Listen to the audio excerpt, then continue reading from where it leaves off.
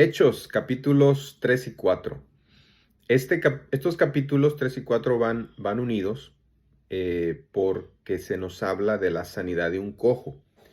Es la sanidad de un cojo y los resultados que trajo este gran milagro hecho por Juan, por Pedro, por Juan, obviamente con el poder del Espíritu Santo. Veamos el verso 1 del capítulo 3. Dice: Pedro y Juan subían juntos al templo a la hora novena, la de la oración. En el templo se ofrecían los sacrificios y después de los sacrificios venía la hora de la oración.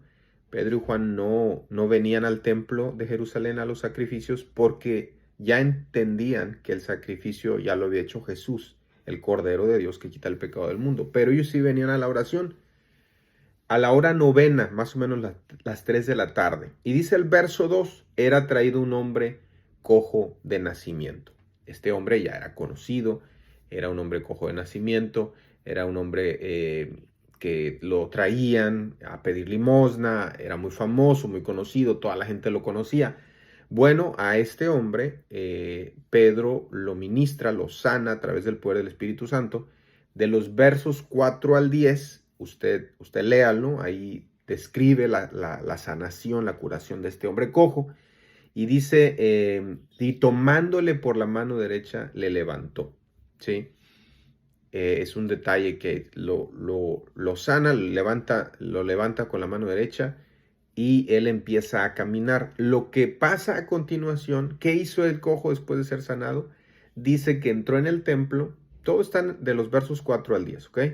Dice que entró en el templo andando, saltando y alabando a Dios. Esto fue lo que hizo el hombre ya sanado, después de que fue sanado, ¿no? Hizo 3 cosas buenas. Se unió a los apóstoles a entrar al templo. Empezó a usar lo que le había dado ya, que eran sus piernas, andando y saltando. Y finalmente empezó a alabar a Dios, a adorar a Dios. Ahora, como esto se hizo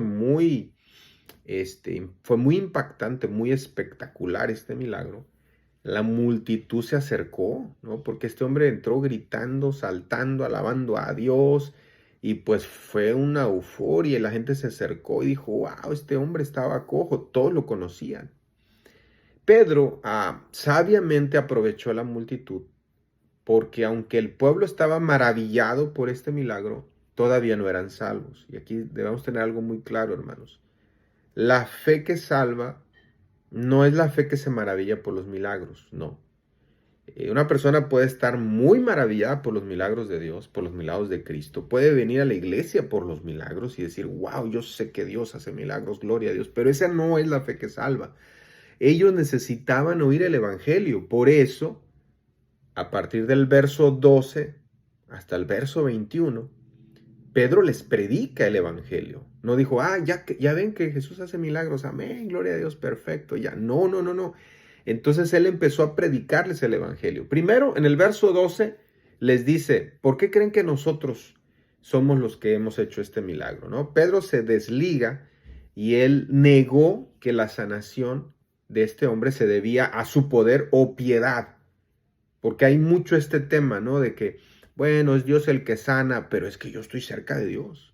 Bueno, es Dios el que hace milagros, pero es que yo me dejo usar por Dios. Es que mi vida de oración y eso hace que Dios me use. No, Pedro dice aquí, no, ni que es ni mi poder, ni por mi piedad, ni por andar buscando las cosas espirituales. Pedro lo aclara muy bien.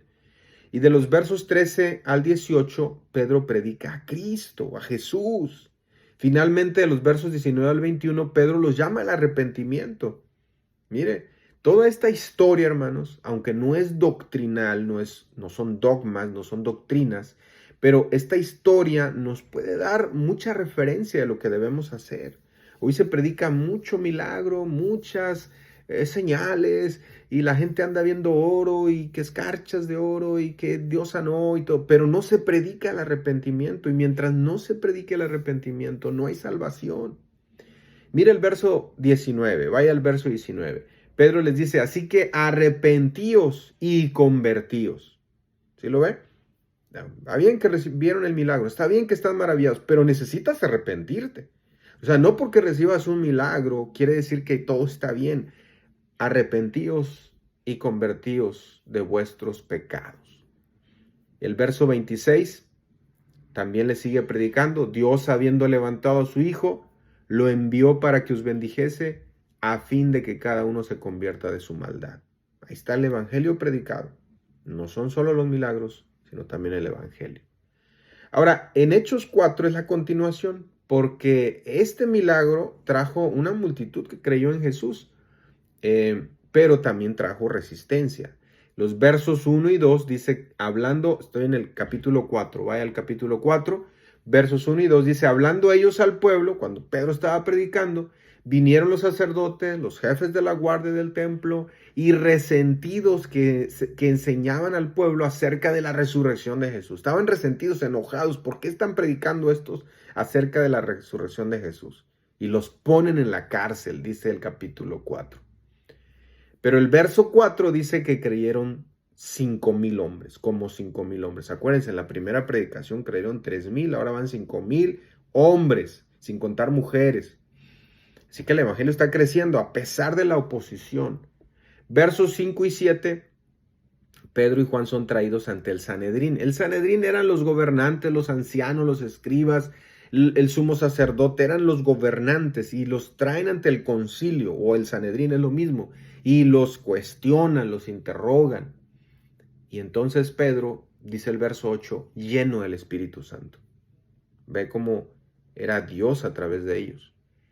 Entonces Pedro prácticamente les dice, hicimos un bien a este hombre cojo, lo hicimos en el nombre de Jesucristo, el cual ustedes crucificaron. Era muy valiente esa predicación, no era políticamente correcta, no era para hacer sentir a la gente, era la verdad. Y el verso 12, subraya en su Biblia, Hechos 4:12, porque Pedro dice, y en ningún otro hay salvación. En el nombre de Jesús, en el cual ese nombre sanamos a este cojo, en ese nombre solo hay salvación. Pedro no solo proclamó a Jesús como un camino de salvación, sino que dijo que era el único camino. Y termina diciendo, porque no hay otro nombre bajo el cielo dado a los hombres en que podamos ser salvos. La siguiente parte del capítulo 4, los líderes judíos reaccionan ante esto que Pedro les está predicando. Ven primero que Pedro y Juan estuvieron con Jesús, por la manera en que hablan, por la forma en que los reconocen que estuvieron con Jesús. Y también ven al hombre que fue sanado y dicen, no podemos decir nada en contra, fue sanado. ¿Qué podemos decir en cuanto a esto, no? Así que de los versos 15 al 18, lo único que hacen es amenazar a Pedro y a Juan con un castigo futuro si seguían hablando de Cristo. Obviamente ellos no atienden a las autoridades. Aquí es donde debemos ser sabios. Dice la Biblia que hay que obedecer a nuestras autoridades, al gobierno.